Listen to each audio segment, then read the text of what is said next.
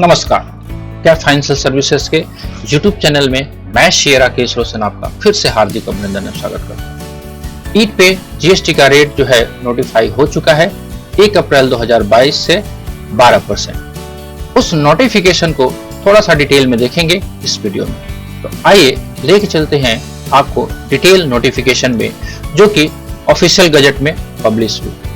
जैसा कि हम सब लोग जानते हैं कि सेंट्रल गवर्नमेंट ने 3 नोटिफिकेशन इशू किए हैं जीएसटी जो रिलेट कर रहा है किससे, वो आपका ईट व्यवसाय या फ्लाईएस व्यवसाय के लिए। तो सबसे पहले नोटिफिकेशन नंबर 1 की हम बात करते हैं। नोटिफिकेशन नंबर 1 जो आया है सेंट्रल टैक्स में, वो रेट से संबंधित आया है, राइट। रेट से संबंधित आया है। तो रेट में इन लोगों ने क्या किया है, जो भी पहले अपना रेट था शेड्यूल 1 में ईट के लिए जो 2.5% था, जो सीरियल नंबर 225 भी, 226, 227 और 228 पे, उसको क्या किया है इन लोगों ने डिलीट कर दिया, ओमिट कर दिया, राइट। ओमिटेड वहां से कर दिया। उसके जगह पे इन लोगों ने शेड्यूल 2 में जो रेट है वो 6%, जो कि सीरियल नंबर 176A के बाद में इंसर्ट कर दिया है, राइट। तो पहला नोटिफिकेशन सेंट्रल टैक्स का जो आया है 1 नंबर, वो आया है रेट से रिलेशन में, यानी कि जो जीएसटी का रेट जो था सीजीएसटी 2.5% जो पहले हुआ करता था, उसको चेंज करके अभी 6% कर दिया गया, राइट। तो सीरियल नंबर 176A के बाद 176B, 176C, 76DE, right. HSN code 6815 जो कि बात कर रहा है फ्लाई एक्सप्रेस या fly ash aggregate with 90%, right, of fly ash content जो हो रहा है, और डिटेल में नहीं जा रहे, राइट। तो अगर हम बात करें तो नोटिफिकेशन नंबर 1 जो है वो इशू किया गया है रेट को चेंज करने के लिए, राइट। और इसको इफेक्टिव डेट कब से लगाया गया है, यानी कि 1 अप्रैल 2022 से।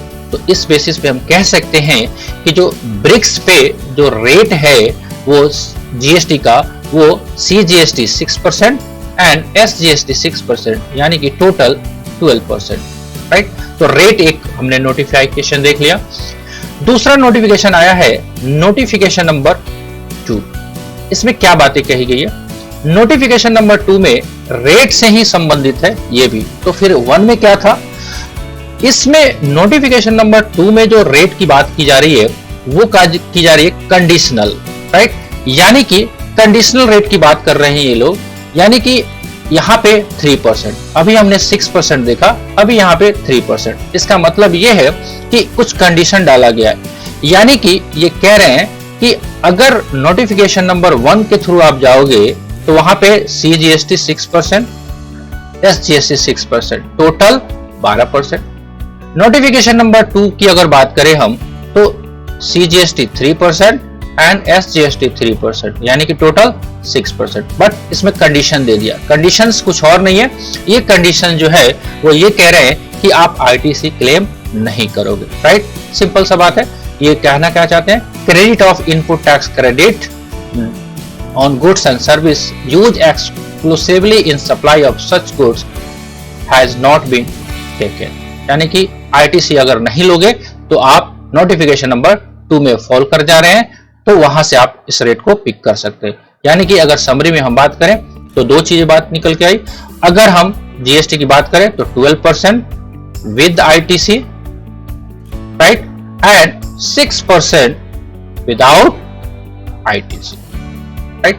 चलिए, एक नोटिफिकेशन नंबर 3 भी आया है, तो उसमें कुछ और बातें नहीं कही जा रही है, वो कह रहा है केवल आईजीएसटी से रिलेशन में। तो जैसा कि हम सब लोग जानते हैं, अगर इंटर स्टेट सप्लाई करें तो हमारे को सीजीएसटी और एसजीएसटी के बदले में आईजीएसटी पे करना पड़ेगा, राइट। तो वो नोटिफिकेशन नंबर 3 में है। लेकिन उससे भी इंपॉर्टेंट जो है वो आया है, वो है नोटिफिकेशन नंबर 4। तो आइए सीधे हम चलते हैं नोटिफिकेशन नंबर 4 पे। नोटिफिकेशन नंबर 4 में क्या कह रहे हैं ये लोग, अगर ध्यान से देखें, नोटिफिकेशन नंबर 4 ये बात कह रहे हैं कि जो सेक्शन 10 का सबसेक्शन 1 था, क्या था, कॉम्पोजिशन स्कीम के लिए सेक्शन 10 है, उसमें ये लोग कुछ मॉडिफिकेशन कर रहे हैं। और क्या मॉडिफिकेशन कर रहे हैं कि अगर आप ध्यान से अगर देखें तो अभी तक हम लोग जब जीएसटी का रजिस्ट्रेशन करने जा रहे थे और उस एसएससी का अगर हम चूज कर रहे थे कॉम्पोजिशन स्कीम, तो उसमें 3 कैटेगरी आता था, 1, 2 एंड 3, जो कि बात करता था पान मसाला, आइसक्रीम एक्सेट्रा, राइट। उस ब्लॉक में 4 नंबर, 5 नंबर, 6 नंबर और 7 नंबर और ऐड कर दिया गया, यानी कि fly ash bricks, bricks and building bricks and proofing tiles, इन सारों को ऐड कर दिया गया। इसका मतलब ये निकल के आ रहा है कि अब आप कॉम्पोजिशन स्कीम की तरह जाओगे, अगर ईंट व्यवसायी हैं, कॉम्पोजिशन स्कीम में जाओगे तो आप एक्सेप्शन में फॉल हो जाओगे, यानी कि अब आपको कॉम्पोजिशन स्कीम में नहीं रह पाओगे, राइट। तो आपको यह भी ध्यान में रखना है कि अब जो लोग ऑलरेडी कॉम्पोजिशन स्कीम में हैं, तो क्या उनको 1 अप्रैल 2022 से क्या कॉम्पोजिशन ब्रेक करके रेगुलर में आना पड़ेगा? मेरे अकॉर्डिंग यस। देखते हैं और क्या इस पे डिटेल गाइडलाइंस गवर्नमेंट इशू करती है, उसको भी ध्यान में रखना जरूरी है, राइट। तो एक छोटा सा प्रयास, सारे नोटिफिकेशंस को हमने 1 बाय 1 एक डिस्कस किया। आशा है ये वीडियो आपको जरूर पसंद आया होगा।